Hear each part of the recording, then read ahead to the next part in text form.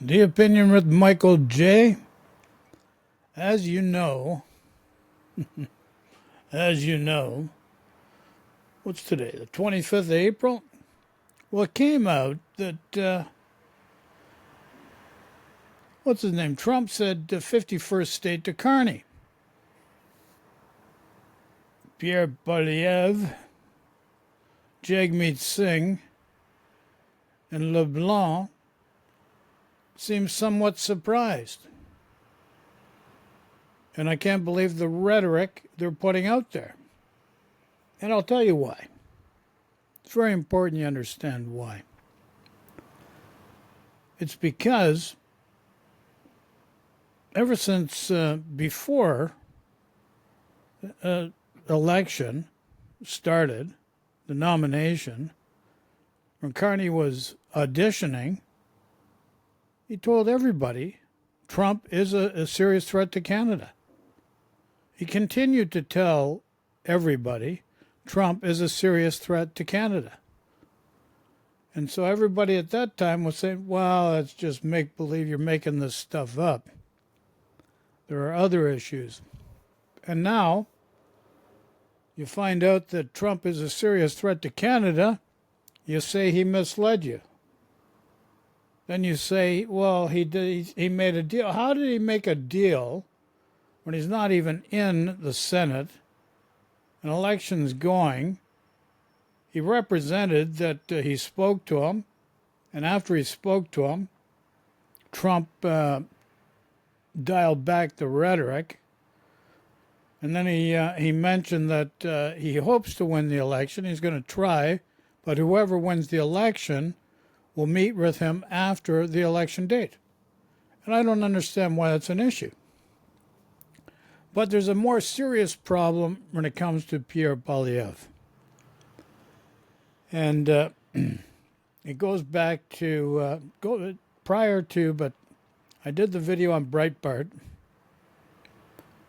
about Danielle Smith going down and seeing Trump. And Elon Musk is always hanging out at Mar-a-Lago also. I mentioned before, Elon Musk endorsed Pierre Poliev. Nobody takes me seriously. Kevin O'Leary, Jordan B. Peterson are down there with Trump. They've all been playing you Canadians. Prior to January 10th, 2025, when Trump took over, you have to understand, as I said in a few recent videos, the independentunion.org, Stephen Harper's the chairman, the treasurer is from the Republican Party. And that IDU organization has like 60 member countries around the world. It's the largest organization politically around the world.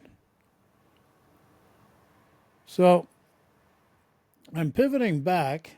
I'm coming back full circle to our good friend Ben Meiselas, professor, podcaster from California.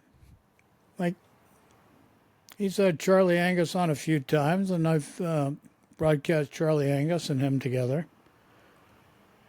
And we're going to revisit this because you have to understand Pierre Poliev, Donald Trump, Elon Musk, Jordan B. Peterson, and Mr. Wonderful Kevin O'Leary have been working together for a long, long time on this. And whoever else they can conscript when they can. So take it away.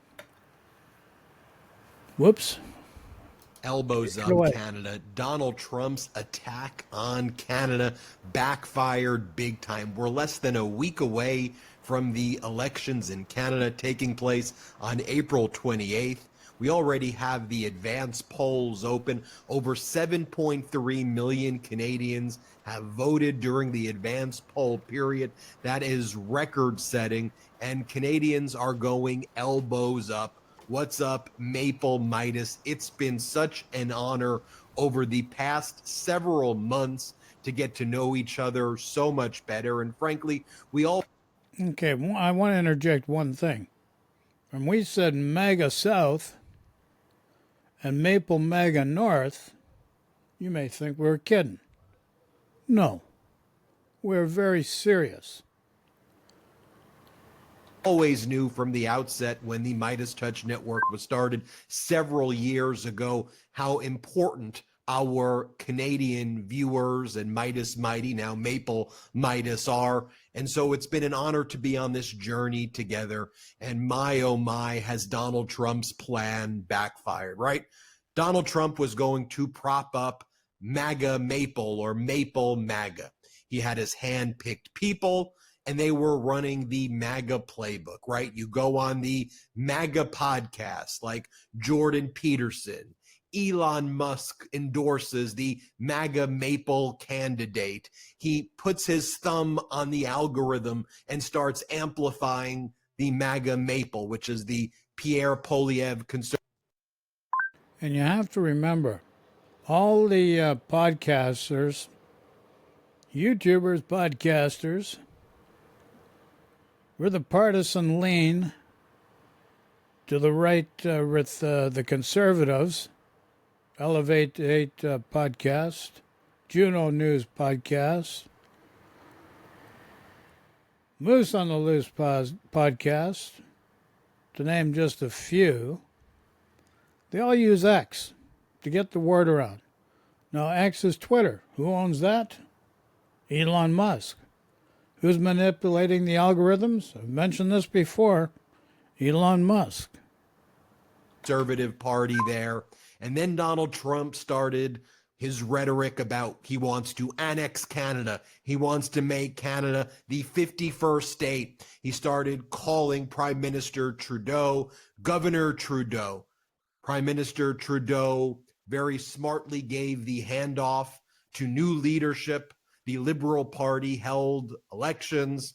You had Prime Minister Carney stepping into the fore. You had the banker in Prime Minister Carney versus the bankrupter in Donald Trump, a builder in Prime Minister Carney versus a destroyer in Donald Trump. And Canada united, mostly all of the provinces united, the premiers, regardless of political party, really stood shoulder to shoulder, other than Danielle Smith in Alberta. She's Maple MAGA as well. She was trying to work with Donald Trump in Mar-a-Lago to have Trump and Musk interfere with the Canadian elections to try to help Pierre Poliev, the leader of the Conservative Party there, win. That was exposed. They tried to have J.D. Vance's roommate and buddy from Yale, who's one of the henchmen for Pierre Poliev, interfere in the elections with Donald Trump. The Canadians smoked that out. And Donald Trump continued his relentless attack on Canada's sovereignty. I mean, even yesterday in the Oval Office, Trump reinserted himself into Canadian politics. He said he wants to increase the tariffs on auto against Canada. He used the rhetoric of Canada should be the 51st state. And let me be clear to those people living in America who don't know. When Donald Trump says this, this ain't merely a trade war. These are words of war, annexation, conquest. It is the language of Putin against Ukraine. It is the way Putin says he wants to denazify Ukraine, is Donald Trump saying he's trying to get rid of all of the fentanyl from Canada into the United States, which doesn't exist, which is complete and utter BS. But it's pretext for Donald Trump wanting to have a war against Canada. Let's be clear about what the language is. So as Donald Trump attacked Canada, Canada went elbows up. Pierre Poliev plummeted in the polls. This is the headline from the Wall Street Journal in the past 48 hours. How Canada's Trump-style candidate blew a 20-point polling lead. Pierre Poliev's... So this is from the Wall Street Journal. These guys could lose their job putting this out there. And you see the headlines. This is in America. Wall Street Journal's been around for a long time, very well respected. But now the oligarchs own this rag. along with the Washington Post and many others.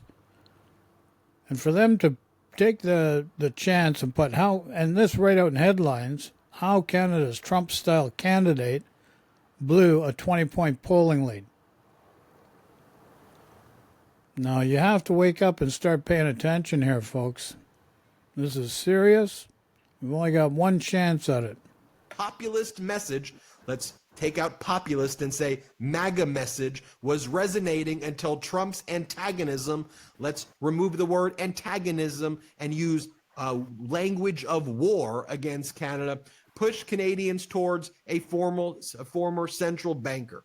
Here we are from Polling Canada, which is a good job aggregating these polls with 5 days to go. All of the major polls, whether it's 338, CBC, Polling Canada, and Main Street, all believe there will be a Liberal Party majority, which was unheard of just a few months ago that would be the result. But folks, as we always say here, polls don't vote. Let me repeat that. Polls don't vote. So everybody should be encouraged, no matter where you are in the world, in democracies, to do your civic duty. You take a look at the Poly market polling data, and they're a kind of an open source betting site that takes the percentages of who they think is going to win or lose. So back on February 5th, Pierre Poliev had an 84% chance of winning. Today, Prime Minister Carney has an 84% chance of winning, new high. But as I said, and let me repeat it very, very clearly, polls don't vote. Wagering doesn't vote. People vote. Wherever you are in the world in democracies, do your civic duty. Now, how bad is it for Pierre Poliev, Mr. Maple MAGA, mini Trump, mini Elon? Let me tell you. The Conservative Party is afraid that he's going to lose his own riding, which for Americans is like his own congressional seat. They call them ridings in Canada. There are 343 ridings in Canada. And in Canada, you don't vote for like your president or your prime minister. You vote in your riding for who's going to go to the House of Commons. And then the party that gets either the majority or if you don't get a majority, you get a plurality and you have to form a coalition, that's who becomes the prime minister, the leader of that party. So the Conservative Party is worried right now that Pierre Poliev is going to lose in his riding, which again is unheard of. I mean, in Ottawa. So that would be like MAGA Mike Johnson losing his congressional seat for our American viewers out there. Let's just go through the receipts, how badly Donald Trump blew it, or blowing it's not the right word. I think expose what was going on here. That's right. I didn't do that video. I've been planning to do it with Joe Rogan. Jordan B. Peterson met with Joe Rogan lately, or just recently. And I've been working on doing a video on that. And I think we're going to touch upon it here in this broadcast. Right-wing authoritarian creep originating from Russia that pushed into the U.S. and we've seen these other authoritarian Viktor Orban-style leaders, how that drift elevated by these right-wing podcasters was infecting Canada, but how it was revealed by Donald Trump's rhetoric, language, and behavior. Like all things Donald Trump touches, they tend to die. And you have to understand, I've been saying this for a long time. Even back in 2015, I could see the signs. And I mentioned many times throughout the Midwest, like QAnon, that movement was Russian propaganda. It was a sleeper cell for the Russians. They were manipulating Facebook. They were manipulating everything. Now, this time around, you've got Trump manipulating all the media. He's got the media all scared because he's suing everybody. He's running roughshod over democracy. So here was Donald Trump on one of these right-wing podcasts just a few months ago saying how excited he was to work with Pierre Poliev, whose views align closely with Trump. Play the. Yeah. Okay. So everybody's in denial about this. Everybody's saying Trump's not from the right-wing partisan YouTubers and podcasters. They're casting Trump's not an issue. Trump's not an issue. We got to deal with the U.S. Carney's making it into something that shouldn't. But here's the real deal. This is the real deal now. Now you're finding out what's really going on. Pierre Poliev was very much aware of it. And that's why he's very silent on the subject. This clip. Are you looking forward to working with Pierre Poliev, the new guy? I am. If that's what happens, certainly it would be very good. Our views would be more aligned, certainly. Can we geek out for a minute on something? I think it's going to be helpful for you. It's called Fatty 15.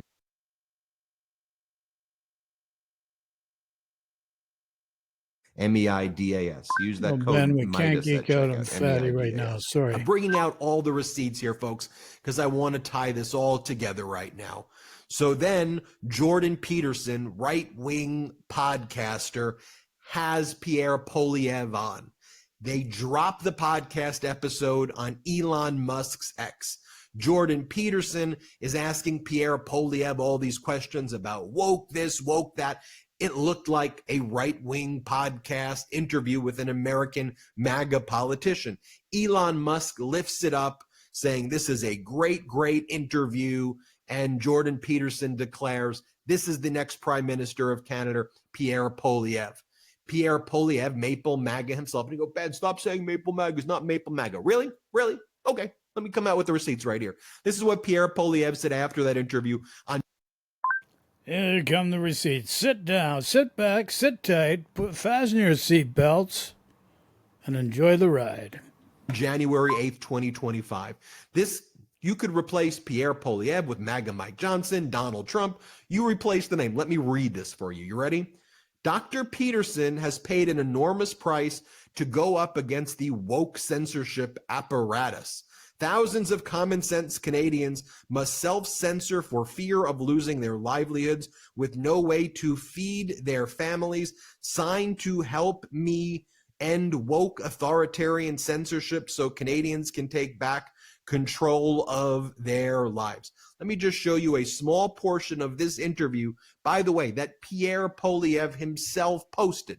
So Pierre Poliev, January 8th, he thinks he's going to win. He's spiking the football, and he posts this. Play this clip. On behalf of all Canadians, want to thank you for your immense courage and the personal political and non-political price that you have paid for standing up for your convictions and defending freedom of speech, because I know you have paid a very big price for that, but you have never bent, you have never backed down, you've had a spine of steel. And A spine of steel, you say?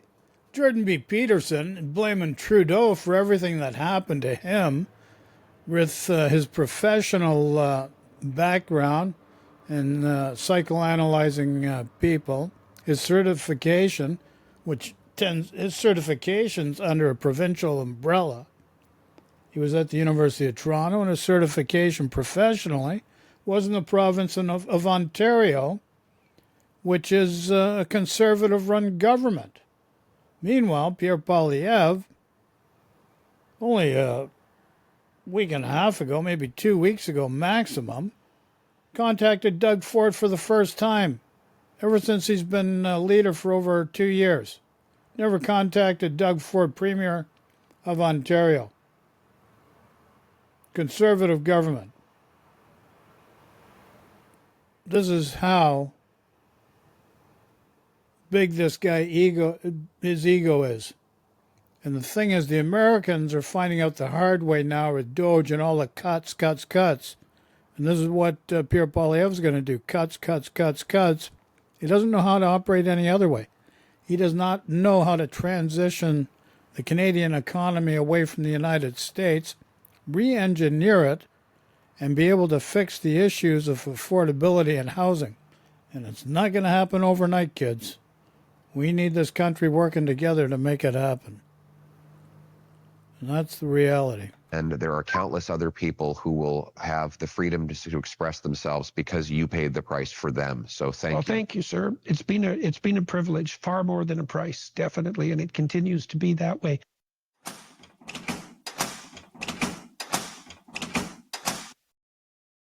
And there's the slogans and the platitudes. Axe the tax. Axe the carbon tax. Carbon tax got taken out, got axed on consumers. Did it make you rich? No. Build homes. Is build homes are only tax cuts and tax cuts. Developer cost cuts. So the developer cost cuts is going to fall back on the municipalities. The municipalities, for the half that they have to cover, are going to have to charge it back to the people for property taxes. Like, this guy's putting no skin in the game. He's making out he's your savior. He's not your savior. He's just like Donald Trump. He's out for himself. He's got his $300,000 a year job. He had his pension guaranteed of $12,000 a month when he was 29 years old. He's 45 now. It's gone up. He's set for life.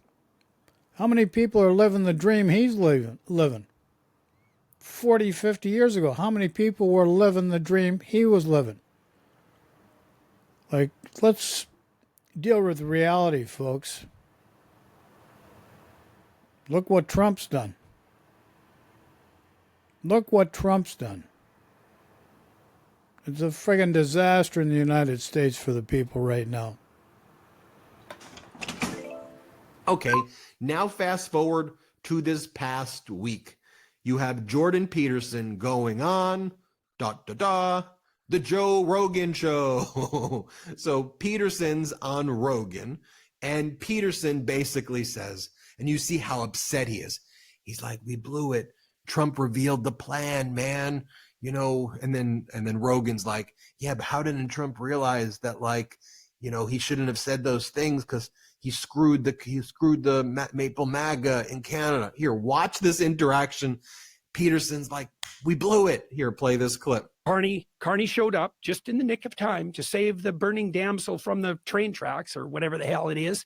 And the rhetoric. And then Trump, he just timed it so badly. And he didn't know. He didn't know what it would do. He didn't know. But that's also... How do you not know that people have national pride? Yeah, he knew that, but he didn't know what the electoral consequences would be. He didn't know that would shift them to the Liberals so radically. And he's going to pay for that, because once Carney is elected, if that happens, Trump will not have a more seasoned enemy in the West.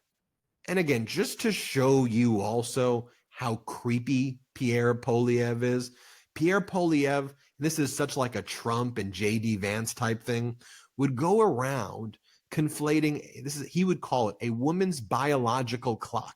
He's obsessed with women's biological clocks. He's like, age 36, women's biological clock, blah, blah, blah. Like that, like J.D. Vance, Trumpy. And he would conflate a woman's biological clock, in his own words, with Canada's housing market. Here, play this clip. And of course, let's be honest, she said her biological clock is ticking. Her biological clock running out. There is the drama. We will not forget that young 36-year-old couple whose biological clock is running out faster. The biological clock runs out in your mid-30s. If you're a young woman who's got a biological clock, obviously, we'll do that. Holy crap. They're scaring the crap out of the friggin' youngsters before they even get out of the gate. They're already saying, you're finished before you get started because of the biological clock. Damn. Who would have thunk, eh? The math. You know, you start off at, let's say you're 25. Well, with their biological clocks running out.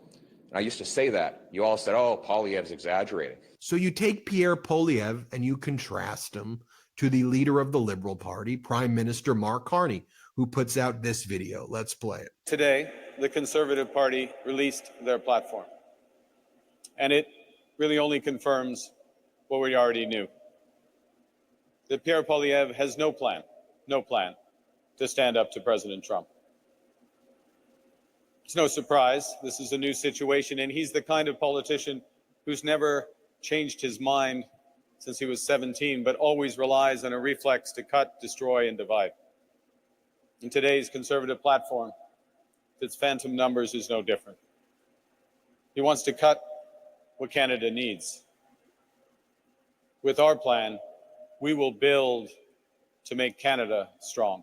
So then what happens yesterday? What goes down yesterday?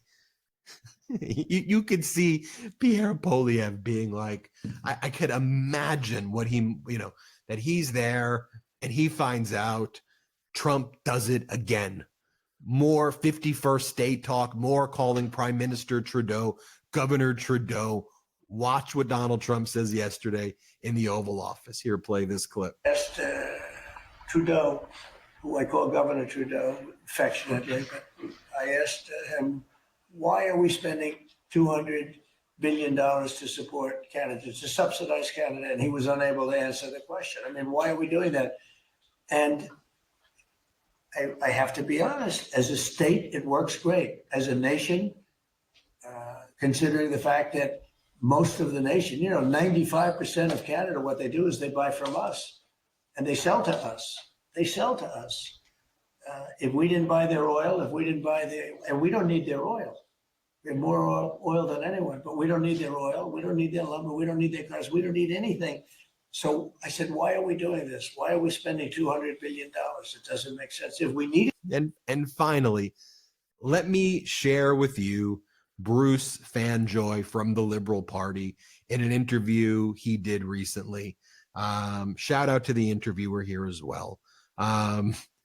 This is the guy running against Pierre Poliev because Pierre Poliev is now vulnerable in his own riding in Ottawa. Watch this go down. Play this clip. Pierre Poliev made me do it. I recognized how tough a proposition it was to take on someone like him, a leader of a party.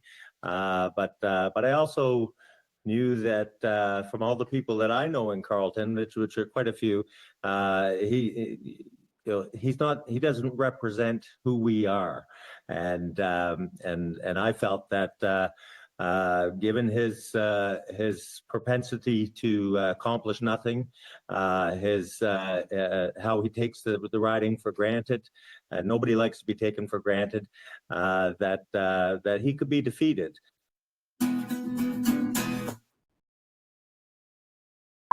Yeah, and who wants to be Maple Mega North?